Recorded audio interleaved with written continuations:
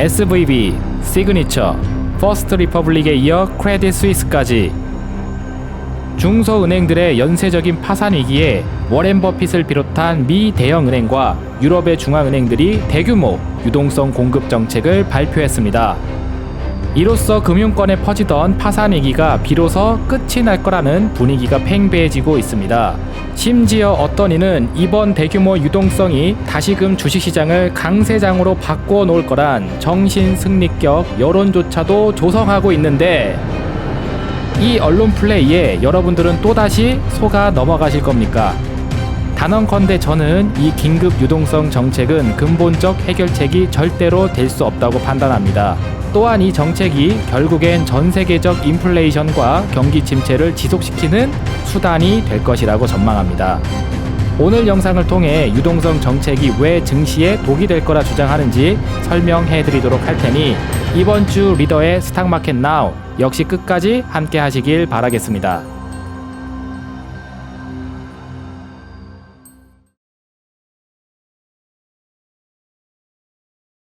자, 반갑습니다. 리더스탁 정예준입니다. 이번 주 스탁마켓 나우 시간에는 워렌 버핏에 대한 이야기를 해보려고 합니다. 최근에 미국의 중소은행들이 파산을 연쇄적으로 일으키게 되게 되면서 워렌 버핏이 구원투수로 등장하는 양상인데, 많은 사람들이 이 버핏의 등장에 의해서 이 파산 문제가 해소되고 상황이 좋아질 거다, 나아질 거다라는 기대감을 갖고 계신 것 같은데, 제가 해드리고 싶은 이야기는 바로 이겁니다. 여러분들이 생각하는 버핏의 등장은 구원이 아니라 오히려 우리에게 지옥을 맛보이게 될 것이다 라는 얘기를 하려고 합니다. 또 방송서부터 굉장히 또 기분 나빠지게 하는 이야기를 또 하고 있죠. 다시 한번 또 이야기하지만 저는 여러분들에게 불쾌감을 드리기 위해서 영상 컨텐츠를 제작하는 사람이 절대 아닙니다. 저는 오래전서부터 이 현상이 찾아오게 될 것이라는 이야기를 해왔어요. 뭐라는 이름으로? 리밸런싱이라는 이름으로. 그래서 지금은 본격적인 리밸런싱의 시대가 도래했다라는 이야기를 드리려고 합니다. 제가 영상 하단에 고정 댓글로 또 링크를 하나 올려드릴 거예요. 2021년도 7월달 당시에 했었던 이야기입니다. 리밸런싱이라는 게 말 자체로 밸런스 조정입니다. 즉, 새 판이 짜진다라는 거죠. 영세한 중소기업들은 문을 닫게 되고 대기업들이 이를 인수하게 되면서 밸런스가 재조정되는 미래가 있을 거다라는 이야기를 했습니다. 고정 댓글 내용 꼭 시간 내서 한번 보시길 바라도록 할게요. 그게 지금 등장을 했다라는 거예요. 누구에 의해서? 워렌 버핏의 등장에 의해서. 구체적으로 무슨 이야기인지는 목차를 설명드리면서 하나씩 얘기해드리도록 하겠습니다. 첫 번째 목차 보시게 되면은 이 워렌 버핏의 등장은 이번이 처음이 아닙니다. 08년도 당시에도 등장을 했었었는데, 이 08년도 버핏의 등장에 의해서 어떤 일이 벌어지게 됐는지에 대해서 역사적인 사건을 한 차례 좀 짚어드리도록 하겠고요. 두 번째로 제가 2021년서부터 이야기했었던 이 리밸런싱이라는 게 과연 어떤 의미이냐에 대한 부분을 두 번째로 다뤄드리도록 하겠고요. 마지막으로 은행에서 나오는 이 리밸런싱의 흐름은 시작에 불과하다. 전 세계의 전 산업으로 퍼져나가게 될 것이다 라고 하면서 지난주에 했었던 이야기랑 맥락을 같이 하는 이야기를 하나 더 드리려고 합니다. 그래서 이렇게 세 가지로 목차가 구성되어 있으니까 하나하나씩 빠르게 한번 보도록 할게요. 자, 1부 2008년도 버핏의 등장입니다. 이 워렌 버핏이 구원투수를 자처하면서 등장했었던 거는 08년도 당시에 한 차례 있었었고, 11년도 당시에도 미국의 신용등급이 강등됐었던 그 사건에 의해서 등장을 했었었고, 이번에 벌써 세 번째 등장입니다. 그리고 버핏의 등장이 있을 때마다 어떤 일이 있었었느냐? 바로 위기, 그리고 충격이 있었다라는 거예요. 자세한 사례를 살펴보기 위해서 우리 08년도 당시로 다 같이 한번 좀 돌아가 보도록 할게요. Let's go back to the past. 과거로 돌아가 보게 되면은 제가 기사를 하나 커뮤니티에다가 올려드렸었습니다. 그거 내용 똑같이 가져왔어요. 08년도 2월 13일 당시, 자, 이 기사 헤드라인을 보게 되면은 이게 08년도 당시에 나온 기사인지 어제 나온 기사인지 헷갈릴 지경으로 타이틀이 똑같죠. 미국의 금융위기 구원투수 등판 버핏. 이거 08년도 2월 13일 날 나온 기사 내용이에요. 문화일보에 오후 2시 13분입니다. 이때도 아주 토시 하나 안 틀리고 똑같은 헤드라인이 나왔었어요. 왜 나왔느냐? 서브프라임 모기지 파동에서 헤어나오지 못하고 있는 미국의 금융계 구원투수로 워렌 버핏이 나섰다. 뉴욕타임즈 등 미국 언론들은 버핏이 이끌고 있는 버크셔 해서웨이의 자회사 버크셔 해서웨이 어슈어런스가 미국의 3대 채권 보증업체인 MBIA와 함께 암박 파이낸셜 그룹 그리고 FGIC가 갖고 있는 8천억 달러의 지방채에 대한 재보증을 제안했다. 그러니까 서브프라임 모기지 사태가 발생하게 되면서 채권 부실화 상황이 위기를 맞이하게 되었고, 이에 따라서 덩달아 기업들이 갖고 있었던 채권들도 이제 무너지기 시작을 했었었는데, 이것을 워렌 버핏이 나서서 그거 우리가 사가줄게, 우리가 그거 메꿔줄게 라고 하면서 자기 스스로를 구원투수라고 이야기하면서 등판을 했다라는 거예요. 그게 언제냐? 08년도 2월 13일. 그러니까 서브프라임 모기지 사태가 본격적으로 터지기 전에 이미 이런 이상 징후들은 이미 발생을 되어 왔었던 것이고, 그 위기가 가속될 듯 하니까 버핏이 구원투수를 자처했었던 때가 이미 08년도 당시에 존재를 했었다는 거예요. 그리고 나서 이제 어떻게 됐느냐? 제가 차트를 보여드릴게요. 이 차트가 다우존스 월봉 차트이고요. 08년도 2월 달이 언제인지를 제가 한번 표시를 해드리도록 하겠습니다. 자, 동그라미를 친 요 지역 있죠? 요게 08년 2월이에요. 이 세로선이 옆에 보이실 텐데 이 세로선이 연이 바뀌는 시기입니다. 그래서 요게 2007년도 12월이에요. 그리고 요 다음 캔들이 08년도 1월이고요. 그리고 요 캔들이 08년 2월입니다. 이게 08년 2월 기사잖아요. 그쵸? 워렌 버핏이 구원투수로 등판하겠다고 한 때가 이때이고, 그로부터 3월, 4월, 5월까지 기어쳐 올라가는 모습이 보여졌으나 6월서부터 본격적인 하락 랠리가 진행되면서 08년도 서브프라임 모기지 사태라고 불리우는 그 문제가 여기서 전 세계에 나타나게 된 겁니다.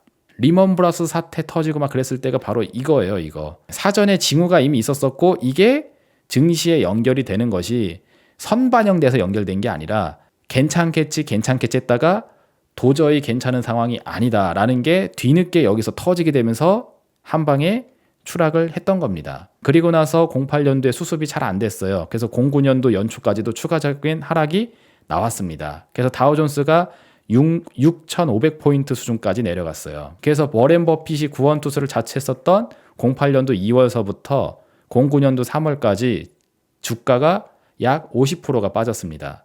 이렇게요. 08년도 2월달 당시 구원투수 등판 기사가 나왔고, 다우존스는 약 1년이라는 시간 동안 마이너스 50%가량의 급락을 경험했습니다. 문제가 해소됐나요? 워렌 버핏이라는 부자가 나타났으니까 상황이 끝나나요? 아니죠.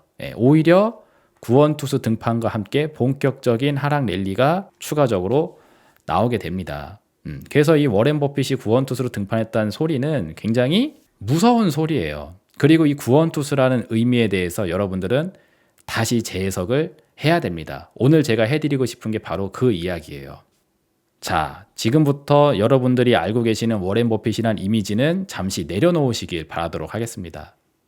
많은 사람들은 워렌 버핏의 워자만 들어도 뭐 선생님 소리가 절로 나오면서 저 같은 방구석 쌉개미가 하는 이야기는 아주 철저하게 배척하면서 워렌 버핏 선생님이 주식은 인내입니다 라고 아주 뻔한 소리 한마디 하면은 그냥 오 아멘 막 이러면서 또 칭송을 하죠. 그런 거를 버리시라고요. 워렌 버핏이란 사람은 여러분들은 어떻게 받아들일지 모르겠지만 제가 알고 있는 이 인물은 결코 그렇게 좋은 사람이 아닙니다. 투자의 귀재가 아니에요. 무슨 얘기를 하고 싶은 거냐면은, 자 보세요. 08년도 서브프라임 모기지 사태는 한편으로는 주요 은행을 헐값에 매입할 수 있는 M&A라는 기회를 제공을 했습니다. 줍줍을 할 수 있는 기회를 줬다고요. 싸게 헐값에 살 수 있는 기회를 줬다고요. 실제로 리먼 브라더스가 파산을 했었을 때 북미 지역에 있었던 리먼 브라더스는 영국의 바클레이즈라는 회사를 통해 인수합병이 되었고요. 아시아 지역에 진출했었던 리먼 브라더스는 노무라 증권에 흡수 합병이 되었습니다. 그래서 이들 같은 경우에는 바클레이즈나 노무라 같은 이런 기업들은 지금도 글로벌 IB 은행으로서 입지가 탄탄하게 이어지고 있는 상태이죠. 이렇게 돈이 많은 부자들은 위기를 이용해서 이렇게 헐값에 매물로 나와져 있는 동종업계의 경쟁사를 주워서 살 수 있는 기회를 제공해 주게 되고, 워렌 버핏이라는 사람의 버크셔 해서웨이라는 회사의 성장 과정도 이와 크게 다르지 않았다라는 거에 대해서 아셔야 됩니다. 워렌 버핏이 했었던 명언 중에 굉장히 좀 소름 돋는 명언이 하나 있는데, 저와 찰리가 누구냐면은 방송 인트로에 나왔었던 그 찰스가 바로 이 찰리예요. 버크셔 해서웨이의 이제 자기 바로 밑에 있는 약간 동업자 관계라고 생각하시면 됩니다. 그래서 저와 찰리는 사업 분석가입니다. 즉 경영인적 마인드로 분석을 하는 사람이다라는 이야기를 대놓고 했었어요. 그러면서 나는 시장 분석가도 아니올시다. 그리고 거시적 경제 분석가도 더더욱더 아닐 것이고, 심지어 우리는 증권을 분석하는, 주식과 채권을 분석하는 그런 증권 분석가도 아니다라는 이야기를 한 적이 있습니다. 워렌 버핏이 했었던 명언들 뭐 열심히 여러분들 찾아보시는데 이런 얘기까지 있었는지는 모르시는 분들이 많죠. 투자의 귀재로서의 워렌 버핏만 알고 있는데, 잘 생각해 보면은 이 사람의 버크셔 해서웨이의 성장 과정은 사실 여기에 더 가까워요. 철저히 경영인적 마인드. 그로 인해서 적대적 M&A를 할 수 있는 대상들이 나타나게 되면은 그러니까 실제 갖고 있는 가치가 있는데 그 가치보다 형격히 떨어지게 되는 충격과 위기를 맞이하게 되게 되면은 구원이라는 이름을 가지고 우리가 살려주겠다, 우리가 다시 끄집어내주겠다라는 명분으로 이들을 주워서 외형을 확장해 왔었던 과정을 가지면서 지금까지 왔다라는 게 현실적인 시선입니다. 여러분들은 이를 받아들일지는 모르겠지만, 그러니 08년도에도 워렌 버핏은 구원투수를 자처하고 2011년도 미국의 신용등급이 강등되면서 충격이 있었을 당시에도 구원투수를 자처하고, 지금 또 뭔가 분위기가 생기고 있죠. 그러니 구원투수를 또 자처하고 있죠. 생긴 거는 구원투수라는 타이틀로 써 있지만 실질적인 내용은 뭐냐? 이번에 다 무너질 거니 내가 싸게 다 사겠다. 그래서 우리는 외형을 또 늘려나갈 거다 라는 식으로 저는 해석이 됩니다. 물론 저의 주관적인 생각이기 때문에 여러분들도 동의를 하실지는 모르겠어요. 다만 제 채널은 남의 의견과 남의 동의 따위를 구하지를 않습니다. 저는 사전에 예고해드렸던 대로 이 채널은 제가 생각하는 관점대로 남의 눈치를 보지 않고 그냥 있는 그대로 가장 현실적인 이야기를 해드리겠다고 약속을 해서 지금까지 가고 있는 거예요. 여러분들이 어떻게 받아들이면서 해석할지는 여러분들의 자유에 맡기도록 하겠습니다. 단 제 생각은 이렇다. 그리고 이러한 과정은 즉 리밸런싱이라는 이름으로 이미 제가 오래전에 나오게 될 것이라고 말씀을 해드렸습니다. 거기에 대한 이야기를 좀 이어서 해드리도록 할게요. 자, 2부입니다. 리밸런싱이라고 하면서 제가 지속 가능한 발전이라는 요 키워드를 써놨죠. 실제로 제가 주식119 채널을 진행하던 당시에도 ESG 경영의 지속 가능한 발전이라는 요 표현은 리밸런싱이라는 의미와 똑같은 뜻이고, 이는 제2의 IMF를 뜻하는 거다라고 제가 제목을 달아놨습니다. 고정 댓글에서도 확인이 가능해요. 다시 보기 하고 싶은 분들은 얼마든지 다시 보시길 바라도록 하겠습니다. 21년 7월 영상이에요. 참고로. 그러면 이 리밸런싱이 무엇이냐 다시 한번 설명을 해드리도록 할 텐데, 자 보세요. 우리가 코로나 바이러스 상황, 팬데믹을 경험한 이후에 포스트 코로나 시대이다라는 단어가 등장하기 시작을 했고, 그 포스트 코로나 시대의 대표적인 어젠다, 의제 중에 하나가 바로 ESG라는 이름이었습니다.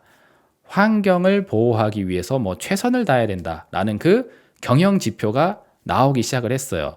그래서 삼성의 이재용 부회장이 됐던 SK의 최태원 회장님이 됐던 누가 됐던 LG그룹, 현대그룹, 두산 어디 다를 거 없이 우리나라뿐만 아니라 전 세계에 있는 주요 인사들이 이 ESG 경영 지표에 맞춰서 우리는 경영을 하겠다라고 선포식을 막 하고 했었습니다. 그러면서 나온 단어가 뭐냐면 바로 이거예요. 지속 가능한 발전. 이 말 되게 무서운 거라고 했었었죠. 써있기로는 계속적으로 발전이 가능하도록 진행하자. 그러니까 환경이나 이런 것들을 파괴시키면서 단기적인 성과를 위해서 미래를 파괴하지 말자. 뭐 이런 거. 우리 뭐 공유지의 비극이라는 단어 혹시 아시나요? 우리 집 앞에 있는 낚시터에 물고기를 하루 안에 다 잡아버리게 되게 되면은 이 다음에 잡을 물고기가 없어. 그러니 하루에 한 두세 마리만 잡고 그리고 또 이제 물고기들이 또 번식을 하겠죠? 그러고 난 다음에 또 낚시를 하고 하면은 평생토록 낚시를 즐길 수가 있으니 지금 당장 성과를 내기 위해서 물고기를 한 방에 다 잡아버리지 말자. 그런 느낌.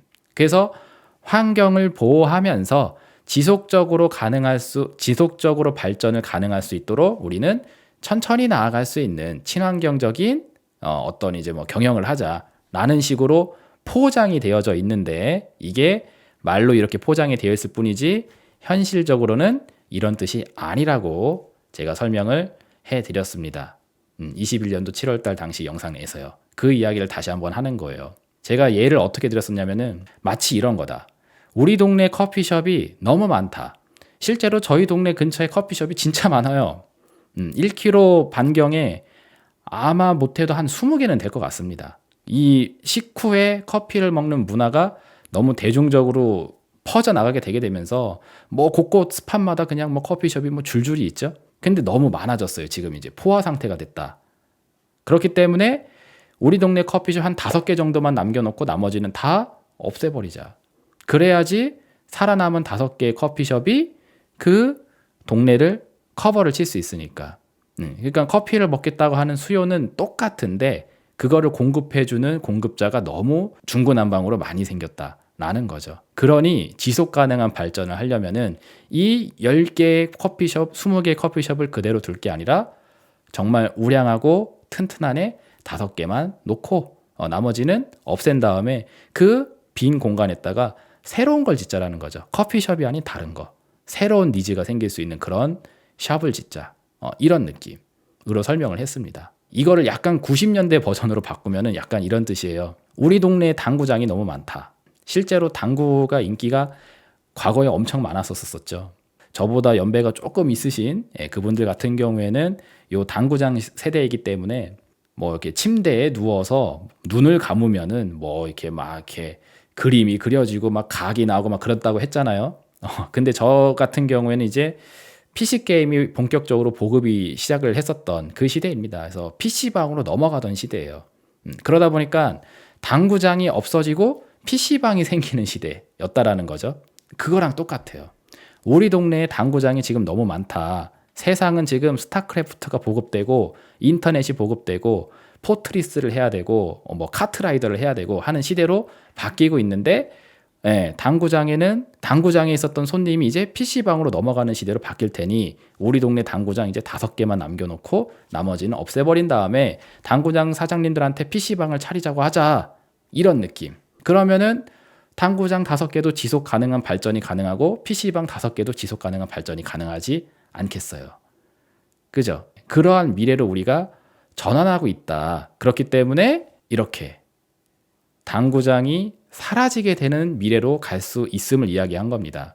우리는 4차 산업의 미래로 전환을 하고 있으니 4차 산업 미래에 해당되는 새로운 샵이 필요한데 마치 인터넷이 보급되면서 PC방이 생기는 것처럼 근데 너무 과거의 것이 지금 과포화 상태에 있으니 이거를 부셔 없애버리자 라는 겁니다. 그게 지속 가능한 발전의 참뜻이라고 저는 생각한다고 이야기를 과거에 해드렸던 거예요. 그럼 이걸 어떻게 만드느냐? 쉽습니다. 평화적인 방법은 없어요. 당구장 사장님이 문을 닫게 하려면은 방법은 하나밖에 없습니다. 굶어 죽이면 돼요. 즉 공급 충격과 수요 침체 상황을 부여해서 생존이 가능한 자들만 남기게 하면 되는 겁니다. 방법은 좀 잔혹할 수 있어요. 마치 어벤져스 영화에 나왔던 이 타노스의 핑거 스냅 같은 거라고 생각하시면 됩니다. 이 영화 보셔서 이 영화 거의 뭐 다들 보셔서 아시잖아요. 우주의 자원은 한정적인데 인구가 너무 많다. 그래서 전 세계 우주의 절반은 죽여버리고 절반만 이어가게 하자. 그래서 한 세대의 고통은 따르겠지만 이 세대가 지나고 난 이후에 계속적인 평화가 가능하려면은 이는 필수 불가결한 거다라는 신념 하에 이 인피니트 건틀에다가 이거 구슬 다 박아가지고 이 핑거 스냅으로 절반을 날리는 이게 나오잖아요, 그쵸? 그런 거랑 비슷한 거라고 생각하시면 될 것 같아요. 좀 잔혹한 방법이지만 이걸 주는 것만큼 확실한 방법이 없죠. 그래서 제가 이야기하는 게 요즘 경기가 안 좋음에도 불구하고 연준이 계속 긴축의 수위를 땡겨 나가는 것이 공급 충격과 수요 침체 상황을 지속적으로 부여하기 위함이지 않겠느냐라는 이야기를 한 겁니다. 그러니까 이 시황의 세계 관점은 이미 21년도에 이미 완성이 다 되어 있던 거예요. 그리고 저는 그대로 상황이 가는지를 지금 지켜보고 있는 중이고, 그리고 그 상황이 딱딱딱딱 맞게 떨어지는 게 눈에 보이게 되면은 이렇게 되고 있습니다라고 설명을 해드릴 뿐입니다. 그러니 저는 이제 시황관이 바뀌는 게 없죠. 오래전에 쌓았던 시나리오대로 상황이 질서정연하게 진행되는 게 눈에 보이고 있는데 왜 제 시황관이 바뀌겠어요? 제가 생각하지 않았던 예상치 못한 상황이 터져줘야지 상황이 다르게 가는데요 하면서 시나리오 수정을 할 텐데, 지금까지는 시나리오 수정을 할 만한 내용이 일절 나오지 않고 있는 상태입니다. 오히려 너무 깨끗하고 깔끔하게 나와서 제 스스로가 좀 놀라울 지경이에요. 저는 그렇게 세상을 보고 있습니다. 그래서 공급 충격과 수요 침체, 코비드-19 상황, 그리고 우크라이나 전쟁, 이런 것들 통해서 원자재 수급이 힘들어지게 된다고요. 그렇죠? 그럼 공급 충격이 생깁니다. 그럼 원자재 가격이 올라가죠. 자, 커피숍을 다시 이야기하게 되면 커피숍 입장에서는 커피 원두를 사오는데 가격이 올라간다고요. 비용이 상승하니까. 그러는데 경기가 안 좋아. 수요가 떨어져. 손님이 또 없어요. 손님이. 커피숍에 찾아오는 손님이 떨어진다고요. 또. 그러면 원두 가격은 올라가서 비용은 증가했는데 손님은 덜 와. 그래서 손님의 니즈를 맞추려면 싸게 물건을 내놔야지 팔 수가 있단 말이에요. 근데 원두 가격이 올라서 싸게 내놓을 수가 없어. 왜냐하면 싸게 내려면 내가 손해를 봐야 되니까. 마진이 마이너스가 되니까요. 그렇죠? 그러니까 이러지도 못하고 저러지도 못하는 상황에 노출이 되는 겁니다. 비용을 잡자니 가격을 올려야 되고, 가격을 올리자니 손님이 안 와버리는 거예요. 그러니 생존이 불가능해지게 되죠. 그러면은 도태돼서 퇴출이 되게 되는 겁니다. 그럼 누가 살아남느냐? 싸게 원두를 공급할 수 있는 그 유통 경로가 살아있는 자들. 그래서 물건을, 고품질의 물건을 저가에 내놓을 수 있는 사람들, 즉 프랜차이즈. 대형 업체들은 생존이 가능하죠. 왜? 대량으로 물건을 수입해서 대량으로 공급하게 되니까 싸게 조달이 가능해요. 그래서 싸게 조달된 걸 가지고 비교적 저렴하게 공급을 하게 되니까 손님들이 그쪽으로만 쏠려가겠죠. 그러니까 이 일련의 과정이 빵집을 생각해 보시게 되면은 쉽습니다. 이해가 쉬워요. 옛날에는 동네 빵집 많았잖아요. 누구누구네 베이커리, 누구누구네 빵집 이런 게 많았었는데 요새는 찾아보기가 힘들죠. 거의 다 뭐 파리바게트 이런 걸로 다 뒤집어져 있잖아요. 그 시기가 언제인지 한번 잘 봐보세요. 아마 IMF 전후로 그 미래가 탄생했을 겁니다. 지금도 보면은 똑같은 거예요. 제가 보는 입장에선 그렇습니다. 그러니 살아남아야 돼요. 살아남아야 됩니다. 제가 과거서부터 주식 투자하시는 분들에게도 시황을 중시 여기는 자와 그렇지 않은 자의 상황이 갈수록, 시간이 갈수록 멀어지게 될 거다라는 식의 이야기를 많이 했었었죠. 그리고 시황을 중시 여기는 분들은 생존할 수 있을 거라고. 저는 이게 여전히 제1원칙입니다. 지금 제가 봤었을 때도 똑같아요. 주식 투자를 앞으로 계속할 수 있는 인구와 그럴 수 없는 인구가 서로 길이 갈라지게 되는 그 갈림길에 서 있는 게 지금의 상황이라고 나는 생각을 합니다. 그러니까 내가 아무런 영광도 없는 이 짓을 하고 있죠. 주식으로 밥 벌어먹는 사람들 입장에서는 좋은 종목 있으니까 이거 사볼래요 하면서 꼬드긴 다음에 장사를 하는 게 훨씬 더 효과가 있고 그게 돈을 버는 기본적인 메커니즘입니다. 그래서 내가 알려주는 종목, 내가 추천해주는 무슨 뭐 종목 이런 거 얼마 가격에서 어떻게 사서 어떻게 하면 된다. 이걸 하려면은 시장이 상승한다고 이야기하면서 종목을 사도 된다라는 이야기를 해야지 장사수완 입장에서 좋은데 저는 거꾸로 가고 있잖아요. 왜? 저는 지금 당장 푼돈을 노리면서 여러분들에게 되도 않는 이야기를 하면서 생존이 가능하다라고 얘기하다가 정말 험상궂은 장세가 찾아오게 돼서 정말 전부가 문을 닫게 돼야 되는 그런 이제 타노스의 핑거스냅과 같은 상황이 올 것 같다라는 그 상황이 있기 때문에 지금 이걸 하고 있는 겁니다. 그리고 이런 변화는 산업 내에도 기업 내에도 또 탄생을 하게 돼요. 그래서 요거 두 번째 화면을 좀 설명해 드릴 텐데 이게 어디 화면이냐면은 국가부도의 날이라는 영화를 제가 교과서처럼 자주 이야기를 하고 있죠. 그 영화의 한 장면인데 제가 보았을 때 국가부도의 날이라는 이 영화는 굉장히 디테일이 쩔게 만든 영화입니다. 거기 보면은 국가가 부도 위기에 있다라는 사실을 인지한 고위 정부 관계자들이 재벌 기업의 아들내미를 하나 불러가지고 지금 세상이 이렇게 새 판이 짜지고 있으니 우리가 뭔가를 이렇게 좀 해보자라고 하면서 얘기하는 장면이 나오는데 그 재벌 총수의 아들을 부르니까 이 사람이 등장을 합니다. 근데 어떻게 등장하냐면은 이렇게 PDA 같은 걸 들고 뭘 꾹꾹 누르면서 등장을 해요. 그래서 제가 이거 갤럭시 노트 생각나지 않냐고 제가 그런 식으로 얘기를 한번 한 적이 있습니다. 주식119 당시 채널 보셨던 분들 기억하시는 분들 계실 거예요. 제가 봤었을 때 이거 삼성을 상징하는 것 같다고. S그룹. 왜 그러냐면은 이 IMF 이전과 이후에 IT 보급 전, IT 보급 후, 즉 인터넷 전국망 보급 전의 시대에서 인터넷 전국망 보급 시대로 넘어가는 그 변화의 변곡점이거든요.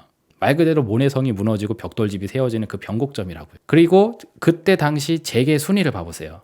재계 순위를 보면 현대가 1등입니다. 지금은 삼성전자가 압도적인 1위잖아요. 그쵸? 근데 그때는 현대가 1위였다고요. 재계. 왜? 그때 당시까지만 하더라도 우리는 중공업, 중화학공업으로 경제 성장을 했었으니까.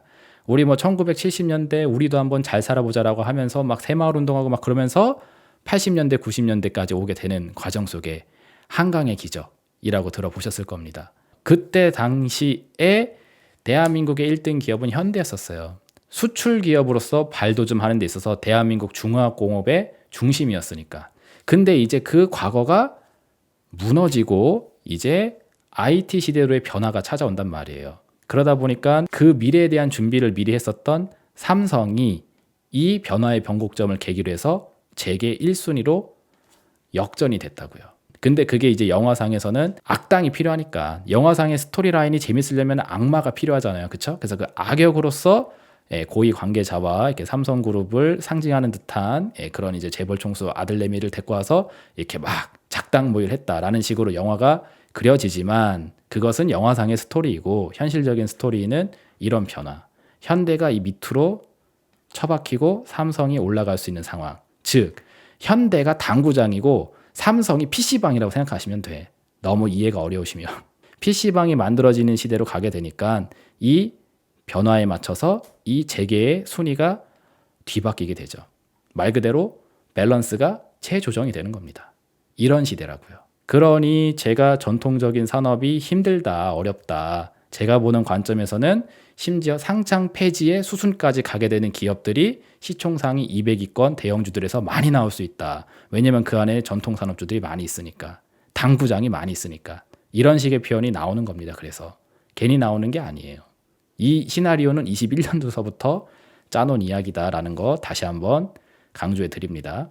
자, 그러니 이 ESG 경영에서 이야기하는 지속 가능한 발전이 얼마나 무서운 이야기겠어요. 저는 그리고 이 상황이 이제 막 본격적으로 시작이 됐다라고 보는 입장입니다. 왜? 자, 보세요. It just has begun. 지금 막 이제 시작이 됐다라는 거죠. 크레디트 스위스 이번에 문제 생겼죠. 어떻게 돼요? UBS라는 IB 대형 은행사에 인수가 된다고 하잖아요. 그렇죠? 먹힌다고요. 기사 보여드리면은 UBS 크레디트 스위스 4조 원에 인수한다. 그리고 UBS가 지금 구원투수로서 역할을 해주니까 정부가 나서서 중앙은행이 나서서 특혜를 주겠다. 그래서 154조의 특혜를 줄 테니 경쟁사 인수에 적극적으로 협조를 해달라라고 하면서 정부 차원의 돈도 받으면서 크레디트 스위스라는 경쟁사 하나를 꿀꺽할 수 있는 기회까지 가져가게 됩니다. 이런 식으로 구조가 재편이 된다고요.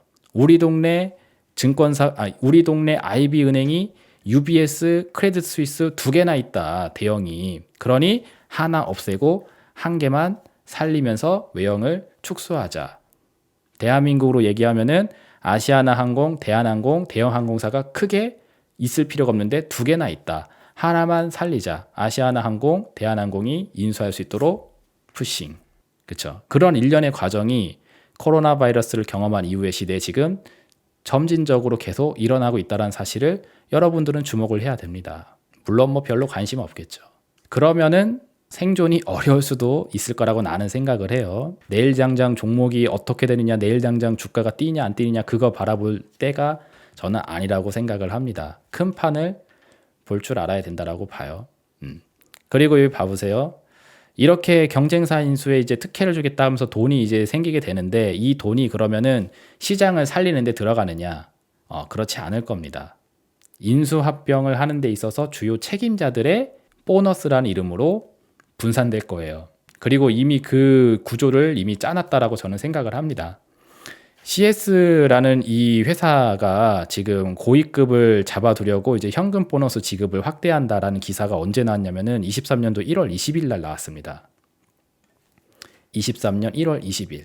제가 일부러 날짜가 안 보일까봐 크게 이걸 늘려놓은 거예요. 이 기사를. 네. 그러니까 명분은 CS의 주요 인사들이 우리 회사 너무 어렵다. 나 경영 안 할란다 하면서 런을 하려고 하니까 이 고위급 인사들이 떠나면은 경영은 누가 하느냐, 경영을 잘하시는 여러분들이 계셔야 되지 않겠느냐라는 그런 어떤 이유로, 뭐 내가 봤을 때 뭐 별로 이유 같지도 않은데 그런 이유로 고위급을 잡아두기 위해서 CS라는 회사가 사정이 좀 어렵지만 현금 보너스 지급을 확대하려 합니다라는 기사가 1월 20일에 나왔다고요. 그리고 영국의 SVB는 1파운드 매각 며칠 뒤 수백억 보너스 잔치가 있었다라는 기사가 또 3월 19일 당시에 또 확인이 되고 있죠. 놀랍게도 은행이 어렵다고 하는데, 은행이 파산한다고 하는데, 은행의 경영이 문제가 생겨가지고 이게 다른 회사의 인수합병이 될 거다라는 그 상황에까지 이르렀는데, 이에 대한 책임을 져야 되는 주요 경영진들이 오히려 보너스 잔치를 하고 있다고요. 그리고 이것은 처음 있는 일이 아닙니다. 리먼 브라더스 사태, 즉 08년도에 리먼 브라더스가 파산을 했었을 그때 당시에도 똑같았었어요. 정부 당국의 특별 지원금으로 보너스 잔치를 한 다음에 해산을 했습니다. 대표적인 이 도덕적 해이 사건으로 자주 거론이 되고 있죠. 유명해요. 즉 이런 거예요. 리먼 브라더스 니네가 망하면은 니네가 지급 보증을 서야 되는 다른 회사의 어떤 채권이라든지 어떤 이제 증권들이 있을 텐데 이거 니네가 나 돈 못 갚아, 나 이제 아무것도 줄 돈 없어 하면서 파산을 해버리면은 이 기업들은 어떡하느냐, 연쇄적으로 도산 일어나지 않겠느냐. 그러니 그러지 말고 우리가 도와줄 테니까 특별하게 지원금을 짜서 유동성을 좀 풀어주고 니네를 좀 구원해 줄 테니까 이 돈으로 좀 막아봐라, 좀 해결을 해봐라 라고 하면은 예 형님 감사합니다, 우리가 한번 철저하게 한번 이 서민들을 위해서 우리 은행만 바라보고 있는 우리 고객들을 위해서 열심히 한번 틀어 막아 보겠습니다, 밤을 자지 않고 일해 보겠습니다 라고 할 것 같죠? 아니라고. 어차피 이 문제가 해결되지 않음을 알고 있는 자들이 이 돈으로 배당을 서로 뿌려서 보너스 잔치를 한 다음에 그냥 해산을 해버려요. 이때도 이미 이랬다고. 그 지금도 똑같이 상황이 이뤄지고 있죠. 근데 이 돈이 뿌려지는 게 무슨 증시의 수혜를 만들고 하냐라는 거지. 계속 이야기하지만 시장에 대한 하락 전망을 21년도서부터 세팅을 해놓지 못했던 분들은 심리 상태가 어떠냐면은 자그마한 어떤 실오라기 같은 긍정적인 뉴스를 굉장히 과대 해석하는 경향이 있는 것 같아요. 아무리 봐도. 그러니까 상승에 대한 기대가 너무 큰 나머지 상승을 불러일으킬 수 없는 굉장히 작은 것에 대한 불씨를 과대 해석을 하고 있는 경향이다. 뭐 이런 뜻입니다.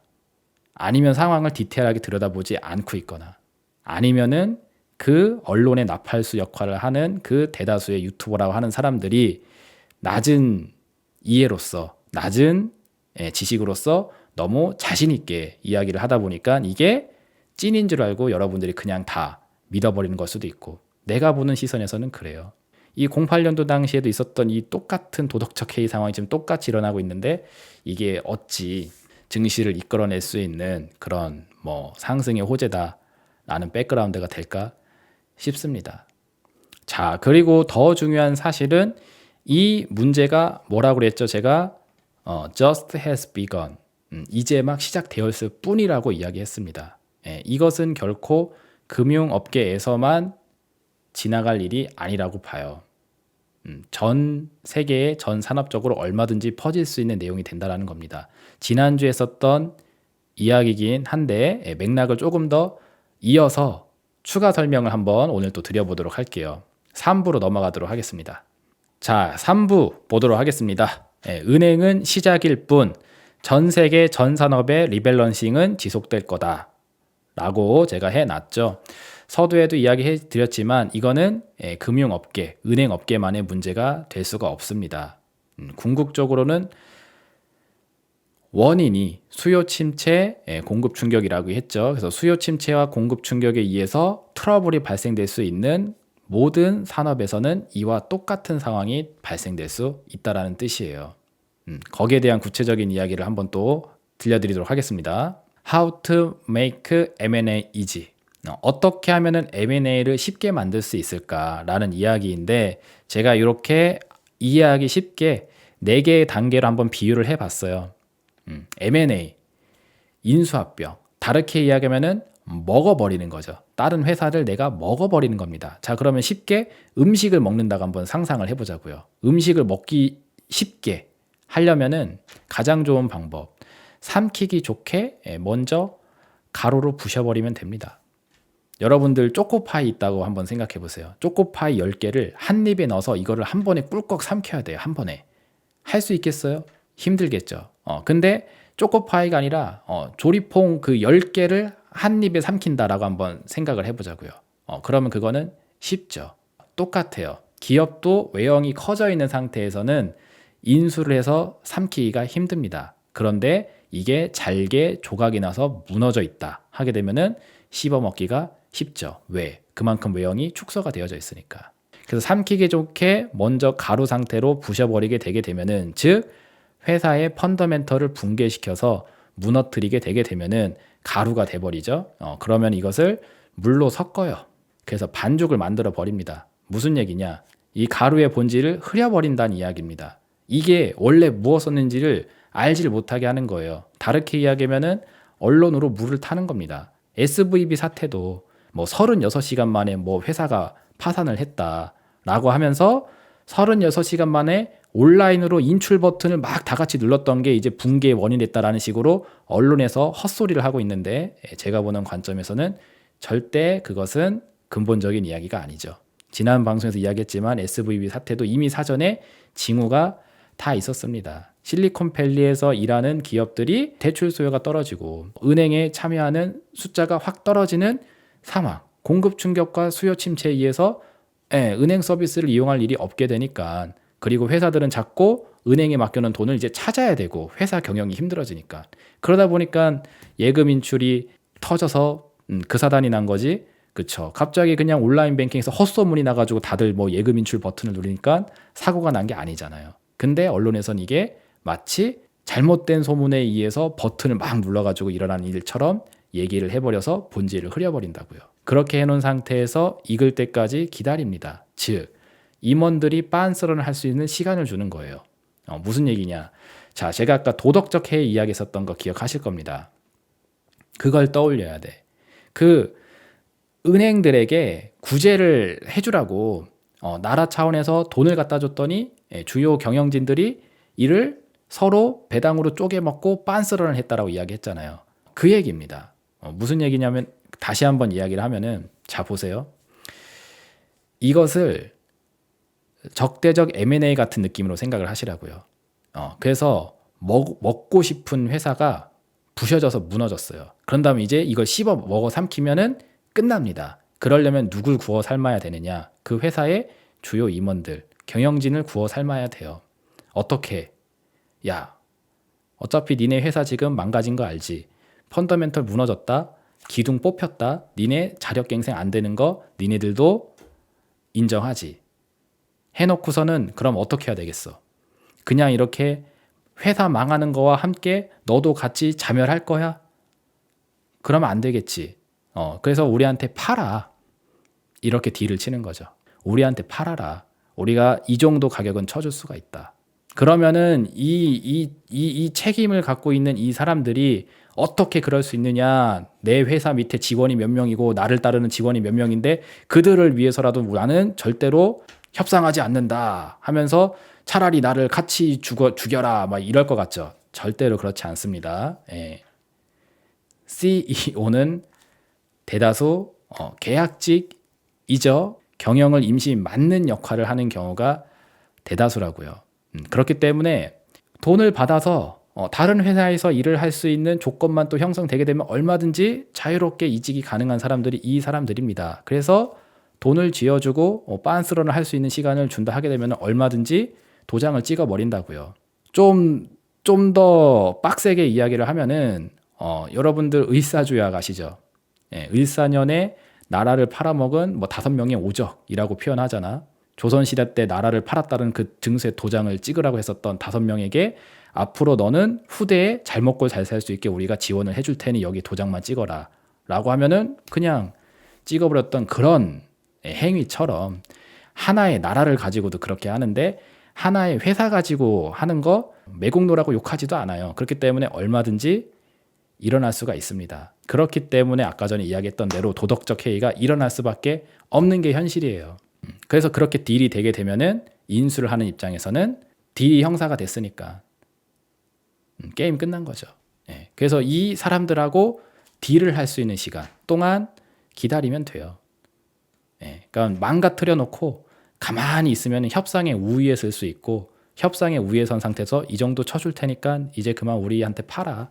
그리고 살 길 찾아가 라고 한 다음에 직원들한테는 회사가 망해서 줄 돈이 없습니다 라고 한 다음에 죄송합니다 하면서 떠나고 본인들은 다 챙겨 먹고 N분질에서 떠나겠죠. 그게 08년도 리먼 브라더스 사태에서도 똑같이 일어나게 됐다. 그러니까 보너스 잔치가 나오는 겁니다. 그리고 인수를 하는 자는 이제 이걸 맛있게 먹으면 되죠. 그리고 이름을 어떻게 한다?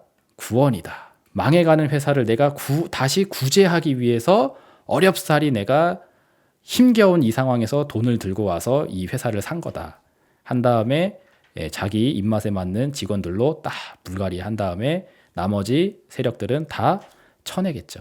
구조조정이 일어나겠죠. 그렇게 하면서 구원이라는 이름을 가지고 기업 사냥을 한다고요. 그러니 구원이란 이름으로 등장한 워렌 버핏이 과연 우리가 상상하는 그런 이미지 속에 구원이 있느냐, 우리가 생각하는 그런 워렌 버핏 선생님은 절대로 그런 선생님이 아닙니다 라는 차원에서의 구원이겠느냐라는 겁니다. 저는 여러분들에게 현실을 알려주는 거예요. 실질적으로는 구원이라는 가면을 쓰고 기업 사냥을 하는 거죠. 그렇게 살아남은 대형사는, 대형 프랜차이즈는 이제 2호점을 내고 3호점을 내러 가는 겁니다. 제가 아까 빵집 이야기했죠. 그래서 동네 빵집 사라지고 파리바게트 생겼잖아요. SPC 그룹이죠. SPC 그룹 내에 뭐 있어요?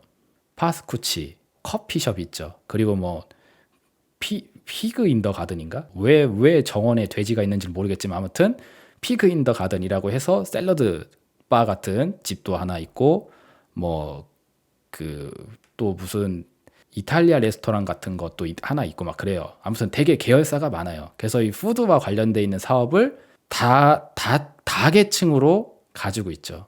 그렇게 인수합병을 통해서 독점권을 장악하고 그 다음에 또 다른 신산업들을 이제 계속 내 나가는 겁니다. 그렇게 거기는 외형 성장을 해 나가는 게 우리가 그동안에 경험했었던 현실이고 항상 이 위기 속에서 이런 변화들이 나오고 있습니다. 지금도 똑같은 때라고 저는 보는 거고요. 그러니 저는 이 구원투수 등판이라는 이 메시지가 결코 긍정적인 메시지로 들리지가 않는 겁니다. 그래서 방송 서두에 제가 왜 지옥을 경험하게 될 것이라고 하면서 그렇게 격하게 표현했는지 이제는 좀 이해하실지 모르겠어요. 물론 이것도 여러분들이 얼마나 받아들일 수 있는지 여하에 따라서 이해가 또 다르겠죠. 그건 여러분들의 자유입니다. 저는 이제 더 이상 설득하는 말하기는 포기했어요. 자, 그래서 정리하면은 가루가 될 기업의 총 책임자는 보너스를 통해서 먹튀를 할 수 있는 공간이 생기는 것이고, 이 유동성 공급이라는 이 상황이, 그리고 구원투수 등장이라는 상황이, 그리고 가루가 된 기업을 인수한 자는 덩치를 유지한 채, 프랜차이즈는 살아남는다고요. 아까도 얘기했다시피 덩치를 유지한 채 새로운 신산업, 빵집을 장악했으니 이제 카페 해볼까? 이런 식으로 신산업에 도전하면서 다음 챕터를 이어가게 된다라는 거죠. 그게 구원투수의 참뜻이다 라고 생각합니다. 그래서 지난주에 해드렸었던 스탁마켓 나우 주제 같은 경우에도 SVB 사태는 모든 경기 민감 산업에서 모두 적용되는 원리이다. 그래서 연쇄 파산이라고 제가 타이틀을 박아서 영상 올려드렸고요. SVB 사태는 is everywhere. 어디에나 존재할 수 있다고 생각하는 게 가장 현실적인 생각이라고 저는 보는 겁니다. 그래서 제가 전 세계에 전 산업으로 퍼져나갈 수 있음을 제가 상기시켜 드렸던 거고요. 그러면 이 시점에서 다시 한번 08년도로 또 돌아가 보도록 하겠습니다. 아까 전에 봤었던 기사 내용 한번 더 볼게요. Let's go back to the past. 08년도 2월달 당시에도 구원투수를 자처하면서 등판했었던 워렌 버핏이 있었는데, 이제는 이걸 어떻게 해석하자? 구원투수 등판의 진짜 의미는 뭐다? 가루가 되어버릴 미래를 대비하라는 뜻으로 해석하는 게 제 관점의 해석입니다. 그리고 실제로 당시에 증시가 어떻게 됐냐 다시 보여드리면, 08년도 2월달 당시에 2월 13일 당시에 구원투수 드립이 있었었죠. 그리고 나서 당시 다우존스가 여기에 있었어요. 그리고 한 3개월 정도 뭔가 괜찮아지는 양상이 있었다가 그 이후서부터 쭉 남은 시간이 하락을 하게 됐습니다. 그래서 다우존스가 1년간 약 50%가 하락을 했어요. 1년간 반토막이 났다고. 다우존스가 반토막 날 정도면은 대한민국 코스피는 뭐 말할 것도 없죠. 더 많이 깨졌겠죠. 그래서 이 시차를 봐보세요. 구원투수가 등판을 해서 악재가 끝나고 상승장이 찾아온 게 아니라 구원투수 등판과 함께 본격적인 지옥의 랠리가 시작이 됐었던 과거가 실제로 존재하고 있고, 이 구원투수라는 이 이미지, 이 네이밍, 이 키워드에 속지 말라라는 이야기입니다. 지속 가능한 발전이라는 그 키워드에 속지 말고 속뜻을 봐야 된다고요. 자, 총정리하도록 하겠습니다. 이제 결론인데, 은행의 긴급 유동성을 공급하는 정책을 많은 사람들이 긍정적인 메시지로 해석하지만, 저는 가루가 될 미래에서 미리 도망칠 수 있는 기회를 주는 것이라고 나는 생각을 합니다. 왜 그런지 계속 쭉 살펴드렸죠. 그래서 구제금융이라는 이름을 명분으로써 기업 사냥에 나서는 지금은 바야흐로 리밸런싱의 시대가 본격적으로 도래를 한 것이고, 은행의 유동성 공급은 소수 책임자에게 이번에도 돌아가게 될 것이라고 저는 강하게 확신합니다. 은행을 살리기 위해서 돈을 줄 테니 좀 버텨봐라 하면서 그 지어주는 존들이 빤스런을 할 수 있는 기회를 제공해 줄 수밖에 없을 거라는 거예요.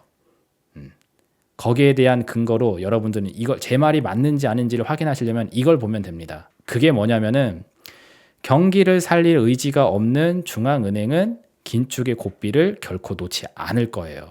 만약에 이 은행 사태가 심각하다, 그래서 우리는 통화정책에 대한 스탠스를 완화적으로 가야 된다라는 게 정말 맞다라면은 유동성 공급 정책만 할 게 아니라, 그러니까 시중은행에다가 급한 불을 끄라고 돈을 쥐어주는 것뿐만이 아니라 지금 고금리 높아져 있는 거 그것도 내려야 될 거 아니에요, 그러면. 근데 그건 안 내릴 거라고요. 긴축의 고삐는 유지를 할 거라고 나는 그렇게 봅니다. 요새 또 FMC 회의 결과에 대해서 많은 이제 예측들을 하고 있는데, 지금 녹화 시간으로는 오늘이 3월 21일이에요. 화요일입니다. 그래서 아직 FMC가 지금 진행이 안 됐어. 물론 이 영상이 편집이 돼서 올라갈 때쯤 되면은 결과가 나왔을지도 모르겠는데, 금리 동결을 할 거냐, 25bp를 할 거냐, 뭐 50bp를 할 거냐 가지고 뭐 가타부타 얘기를 많이 하고 있죠. 그래서 동결을 하면은 호재가 되고, 뭐 25를 하면은 조금 악재가 되고, 50bp 하면은 뭐 초대형 악재가 되고, 이렇게 생각하면서 무슨 결과가 있을지를 가지고 막 갖다붙어 싸우고 뭐 60분 토론, 100분 토론하고 난리를 치고 있는데 하나도 중요하지 않아요. 왜? 동결을 해도 25를 하던 50을 하던 어쨌든 긴축이라는 스탠스에서는 벗어나질 않습니다. 지금 이미 금리가 많이 높아져 있는 고금리 시대를 살고 있는데 여기를 유지를 하는 게 뭐가 고제가 돼요. 제가 이걸 비유를 어떻게 했냐면은 오늘 방송 또 이제 또 다 퍼주는 방송이라고 저 또 회원 방송 들으시는 분들은 또 뭐라고 할 것 같아요. 이렇게까지 또 설명을 또 친절하게 하고 있으니. 근데 뭐 맨날 하는 이야기지만 들으려고 하는 자들에게만 들림이 있고 들으려고 하지 않는 사람들 자체는 아예 여기까지 지금 영상을 보고 있지도 않습니다. 너무 섭섭해하지 말고 자 설명을 드려볼게요. 우리가 서울에서 차를 타고 출발해가지고 부산을 간다고 한번 가정을 해볼게요. 그래서 여기 이렇게 쭉 가다 보면은 이제 최종 목적지역이 부산이 있는데 부산으로 가기 전에 대전이 나올 것이고 대전에서 좀 더 가다 보면 또 대구가 나오겠죠. 그리고 이제 부산에 도착할 거 아니에요. 그렇죠. 이게 긴축의 시간이라고 생각하시면 돼. 그래서 최종 목적지는 부산이에요. 자, 부산으로 가는 그 목적지는 변화가 없다고요. 근데 이 스피드를 서울에서 대전으로 갈 때는 75km로 달렸어요. 즉 75bp로 그 뭐죠? 자이언트 스텝인가? 뭐 자이언트 스텝을 하면서 빨리 왔다고요. 그리고 나서 대전에서 대구로 가는 데에는 이제 50km로 가는 겁니다. 즉 빅스텝인가 이게? 잘 몰라 용어는 저는. 50bp 금리 인상으로 50km로 왔다고요. 그게 이제 대구까지 왔어. 그래서 여기서 50km 이 속도로 그대로 유지하면서 부산까지 가면은 이제 목적지가 다 올 텐데 금방 끝날 텐데 인플레이션을 잡을 수 있을 텐데 즉 경기가 무너질 텐데 이 무너질 수 있는 시간을 빨리 땡기지 않고 여기서 갑자기 속도를 25로 줄여놨어요. 그리고 심지어 여기서 이제 금리를 동결한다. 제로 킬로미터로 달린다. 그러면은 그쵸 대구까지 도착을 해야 되는데 대구까지 도착을 하지 못한 채 시간을 끌어버리는 양상이 된다고요. 이게 과연 좋은 건가? 여러분들은 어떻게 생각할지 모르겠지만 지금 증시가 공격적으로 빠지지 않고 증시가 조금씩 떨어지고 있으니까 괜찮다고 느낄지 모르겠지만 그런 식으로 가게 되면은 절대로 부산은 도착하지 못합니다. 끝이 안 난다고요. 새로운 상승장은 절대로 찾아오질 않는다고요. 제가 보는 시황관에서는 그래요. 충격과 함께 끝이 있을 때는 그 충격을 주지 않고 시간을 끌어버린 건 그게 더 고통스럽죠. 나는 그렇게 생각합니다. 그래서 금리를 올려놓은 상태로 장기적으로 유지를 하게 되게 되면은 이 부산으로 가는 목적지가 그대로 고정이 돼 있는데 대구에서 부산으로 가는 시간만 늘려버린다고. 즉 고금리를 유지하는 시대가 더 길어진다고요. 빡빡 땡겨서 더 이상 금리가 높은 상태에 있으면 안 되겠구나라고 하면서 이거를 빨리 내릴 수 있는 시간이 오는 게 오히려 저는 호재라고 생각을 하는데 지금 이걸 천천히 가는 게 좋다고 하시는 사람들은 나는 좀 이해가 안 갑니다. 그런 사람들이 오히려 시장의 비관론자라고 나는 생각을 해요. 저는 시장의 비관론자가 아니라니까. 거듭 이야기하지만 저는 현실주의자로 봐줬으면 좋겠다고. 현실적으로 지금 이 시점에서 긴축의 꽃비를 결코 놓지 않은 채 이 속도만 줄여버리게 되면은 긴축으로 고통을 주는 시간을 오히려 연장을 시키면서 더 많은 충격을 양산할 때까지 이거를 연장시키는 것밖에 안 된다고 보여집니다. 근데 이거를 이제 연장시켜 나간다. 그러면은 결코 금융권에서 끝나지 않을 거예요. 제2의 SVB를 여러 군데에서 만들어내는 시간을 경험한 다음에서야 그제서야 변화가 이끌어져 나올 수 있을 거라고 생각을 합니다. 그렇기 때문에 75 속도로 가던 50 속도로 가던 25로 가던 제로로 가던 이게 중요한 게 아니라 중요한 거는 부산으로 가는 여정을 계속하는 긴축의 시대를 지속한다라는 거. 이게 포인트죠. 그래서 이거를 바꿀 수 없는 내용이라면은 아무것도 중요치 않다라고 봅니다. 근데 많은 사람들은 또 FOMC 회의가 결과가 어떻게 나오는지에 따라서 증시의 향방이 결정될 거고 막 이거 하고 있는데 그쵸. 그건 너무 시황관을 좁게 보고 있는 거라고 저는 생각을 해요. 그래서 연준이 긴축의 고비를 결코 놓지 않는 미래가 될 것이다 라는 것을 근거로 유동성 공급은 소수 책임자에게 돌아갈 것이다 라는 주장을 하는 겁니다. 이렇게 되는지를 한번 또 시나리오를 쓰고 지금 또 제가 또 앉아 있잖아요. 그렇죠? 앉아 있으니까 이대로 간지 한번 같이 지켜보도록 하시죠. 그리고 파산은 이제 막 시작되었을 뿐이니 경기를 살릴 의지가 없는 즉 공급 충격과 수요 침체 상황을 지속시키고자 하는 중앙은행은 이번에도 긴축의 고삐를 유지할 거다 라고 하면서 오늘 시황 방송 마치도록 하겠습니다. 자, 여기까지 해서 워렌 버핏의 구원투수에 대한 의미 다시 한번 체크해 드렸고, 현실을 가장 현실적으로 바라보셔야지만 헛된 희망에 넘어가지 않을 수 있다라고 다시 한번 강조를 드리도록 하겠습니다. 그러면은 오늘 내용은 여기까지 해서 마치도록 하겠고요. 다음 주에 또 새로운 주제를 가지고 스탁마켓 나우 시간 또 꾸며드리도록 할 테니 구독, 좋아요, 알림 설정 해놓고 다음 주도 리더스탁과 함께 하시길 바라도록 하겠습니다. 감사합니다.